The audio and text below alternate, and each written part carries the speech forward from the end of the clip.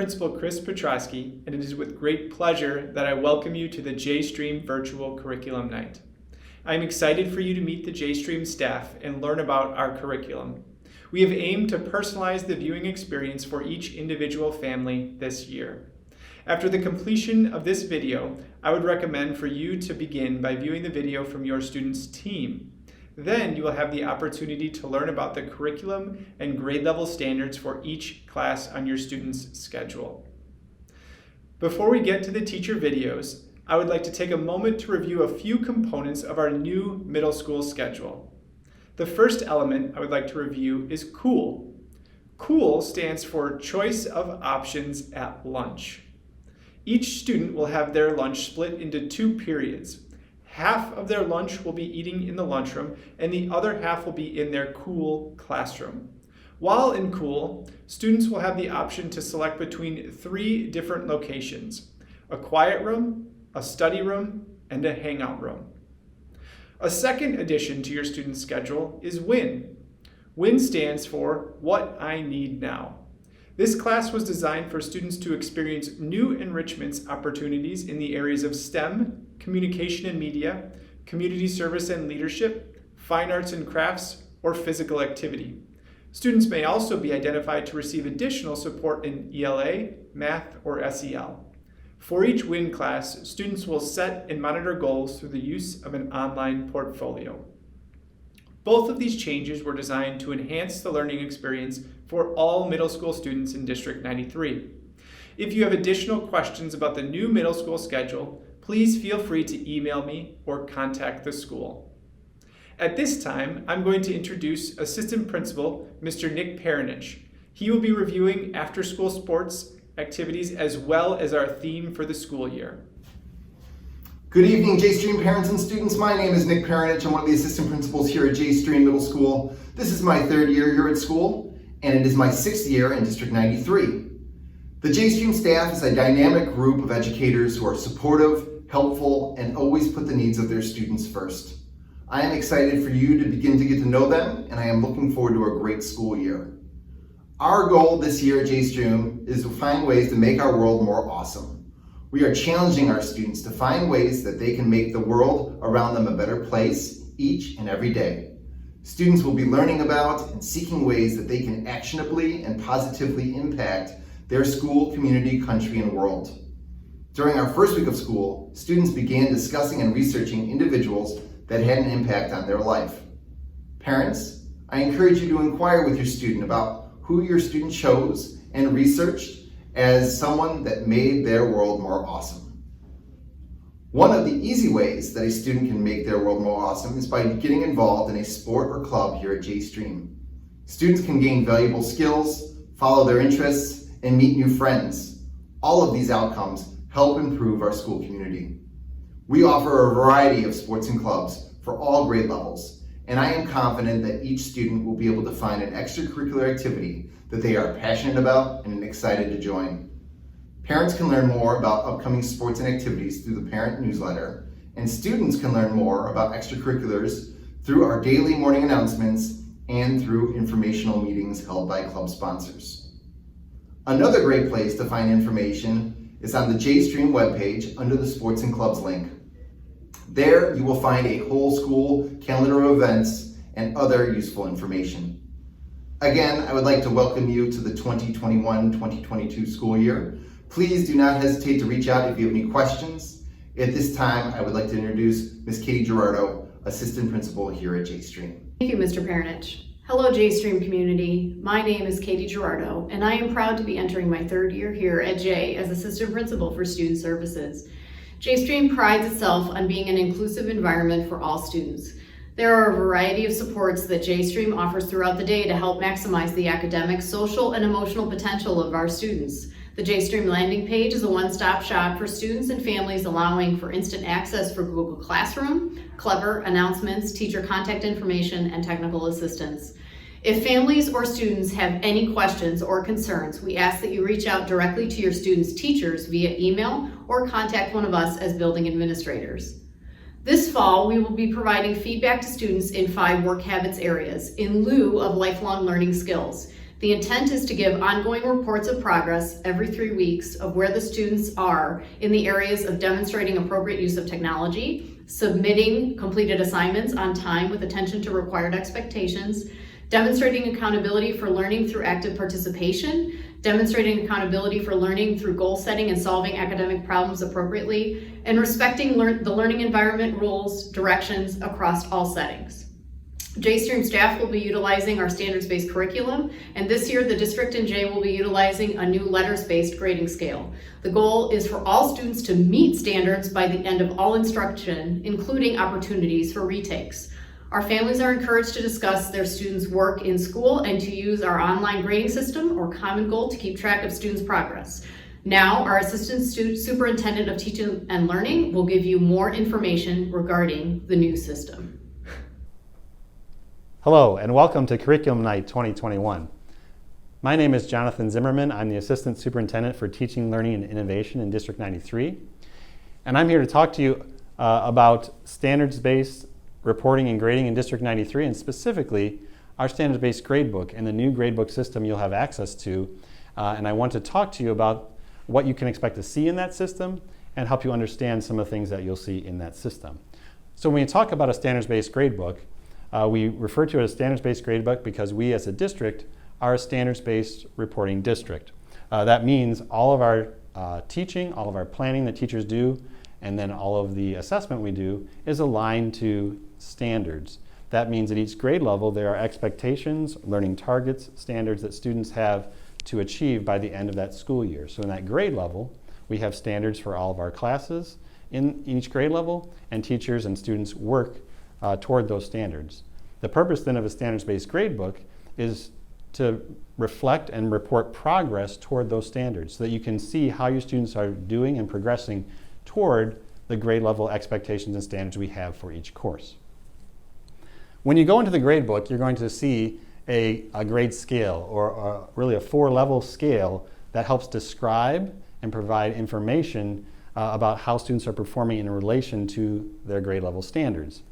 In our grade scale, you'll see an E for exceeding, an M for meeting, a P for progressing, and an LP for limited progress. And those descriptors help us understand where students are performing in relation to the standards, and they give us a sense of that we know those are end of year standards that students are working toward. And it gives us a sense that how are they doing toward those standards? And for many students, especially younger students who are just developing their understanding of certain concepts and basic ideas, that we don't expect them necessarily to have to meet those standards at the beginning of the year. So we're looking at a progression over time and seeing how they're doing on standards as they work toward the end of the year standards. As we look at our 4-level scale, I want to give a little more information about what do we mean. You might see those descriptors and say, well, what does exceeding mean, or what does progressing mean?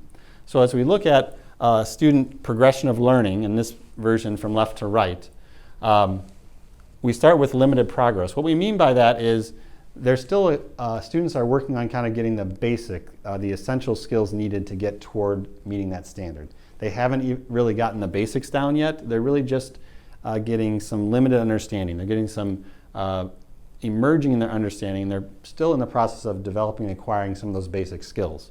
When we move into progressing, they're demonstrating some partial understanding, some basic skills that are going to get them to the full standard, but they still haven't quite gotten there, but they're really making appropriate progress toward meeting those standards.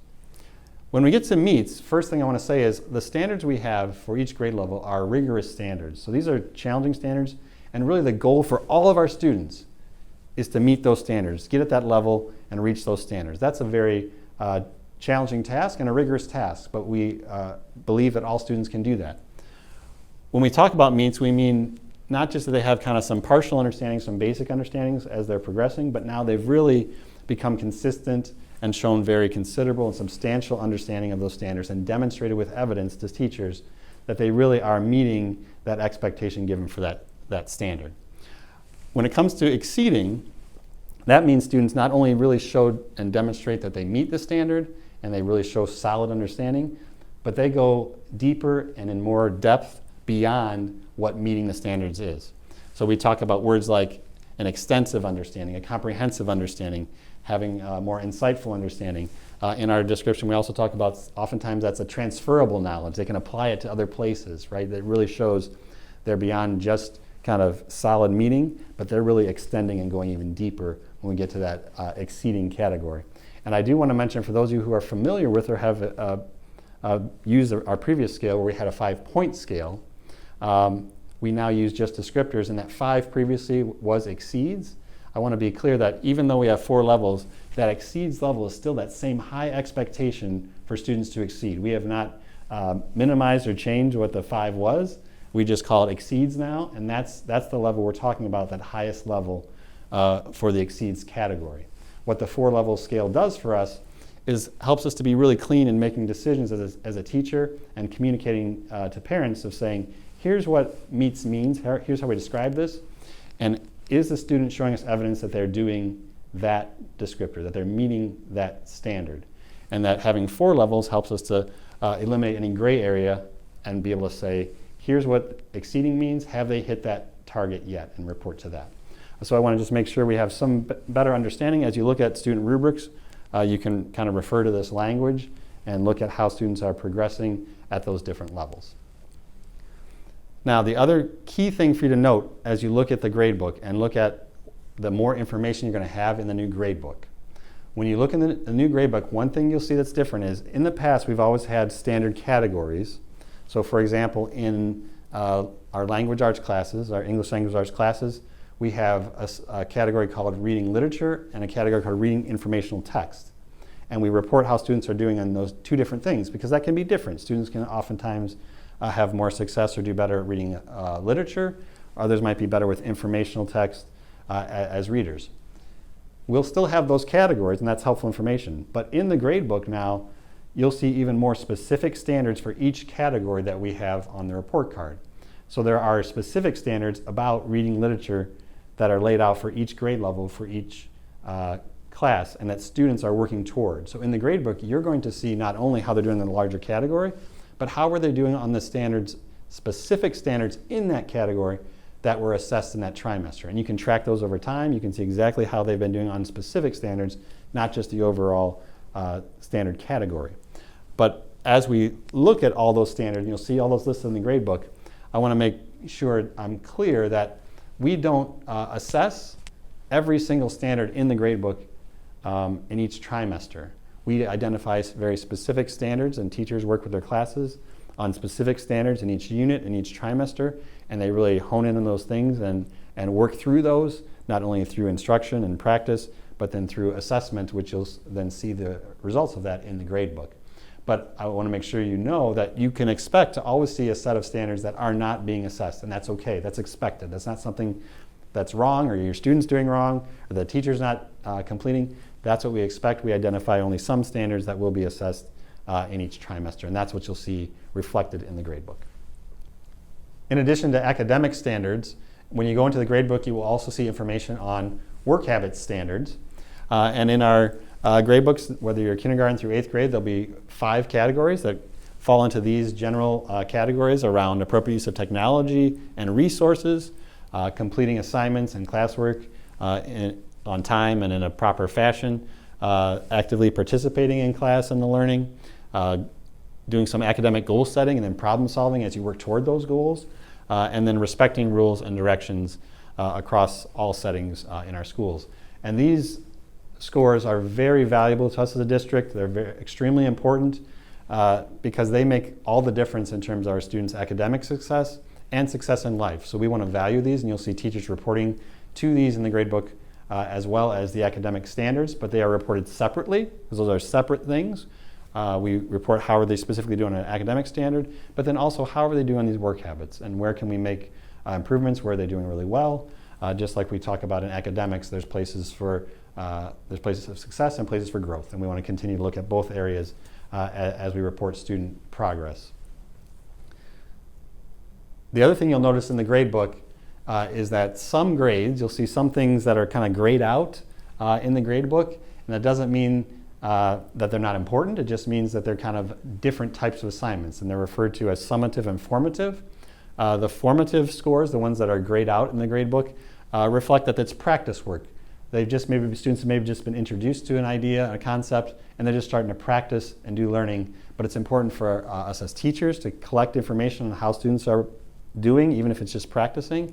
And it's good for you as a parent to be able to see how my student is doing, even if they haven't gotten to what we call a summative or a more concluding kind of assessment around that standard. So formative is around kind of early stages of learning a standard and practice type activities, which could be homework, classwork. Those all might be examples of formative learning. And then other scores that aren't grayed out are summative scores. And that means that usually would reflect work that's done after a student has had instruction and time to practice and learn a standard. But those summatives can take all sorts of forms. Sometimes we think of assessment only as being a test, like a paper pencil test that we do. And that's one type of assessment, but certainly a summative assessment information you see in the gradebook could be all sorts of things. It could be a presentation from a student. It could be a kind of conversation a teacher had with a student and collected information. It could be an observation a teacher had and saw a student provide evidence of meeting a certain standard. There could be even like kind of short checks at the end of a class. We've learned all this stuff and now I have one question for you to answer. So every summative doesn't mean I just want to make sure you know it doesn't necessarily mean it's a large scale or a large paper that's been turned in, but there's all sorts of information that we would gather after students had instruction and time to practice that we would consider summative or good indicators of, is the student now meeting or exceeding that standard that we've been working on. In addition to the summative and formative grades you're going to see in the gradebook from the teacher, we also collect other information throughout the year. Students participate in state assessments, as some of them are listed here, which also provide us information about how students are progressing toward the standards. So we do certainly all those things you'll see in the gradebook around standards and classroom learning, but we also collect information on student progress towards standards using state assessments as well. And as we look at your access to the gradebook, we really want to emphasize one thing about the gradebook when you get into it. What is our goal? What do we believe about the gradebook and what its purpose is? We believe the goal of grading and reporting in District 93 is to communicate student progress. The gradebook is there, and we want to give you access to it and a lot of information in there so you can see how your child is progressing toward the standards they're learning in class. The purpose of the gradebook then is to really help not only teachers and administrators, but you as a parent to have an understanding of where your student is in relation to the standards that they are working on.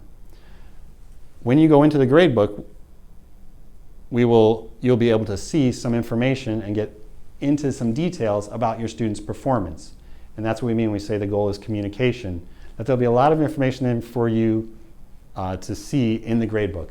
If you go to the web view, you get an overview page that'll kind of just show you how they're doing in general on their courses, but it'll give you opportunities to click in for specific information, not only on individual standards, not just the larger categories, but also individual assignments and how they're doing on specific assignments within each course. In addition, you'll have access to information through an app, and we really encourage you to use that app as well because the Parent Portal app really gives you the same clear visual overview with the same ability to click in and get more information about how your student is progressing through the standards and the assignments they're completing. So the app can be very useful to you. You'll see both on the web version as well as on the app that when we look at student progress, there's a section of the visual that shows some things grayed out. That just means those are standards that weren't assessed yet this trimester. And to repeat what we said before, you'll always see some gray on your bars when you go into your web view or in your app view. Either way, you're always going to see gray because remember, there's always standards each trimester that aren't being assessed. So that's okay. Don't worry when you see gray. That's expected, and we expect to see that. But what is in there gives you a lot of information to dig into and see how they're doing on the standards that have been assessed and how they're performing on the ones that they're working on currently in this trimester. Next, you'll have a chance to hear about how to get involved with your school's PTA, and then you'll be returned to your school principal. Enjoy the rest of curriculum night, and thanks for watching this presentation.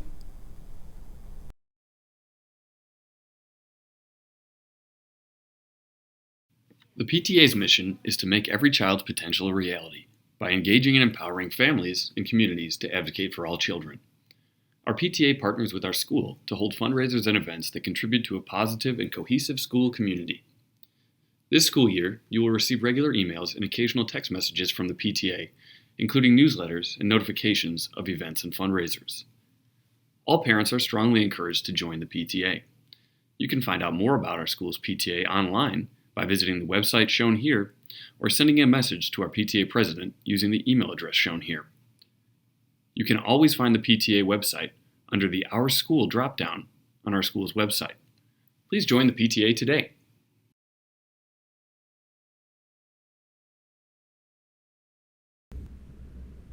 Thank you, Jonathan. At this time, I would like you to please click on the link in the description of this video to visit the JStream Curriculum Night website. It will take you to a new website where you will be able to select your students' grade level and specific class videos. Thank you again for joining us tonight. Take care.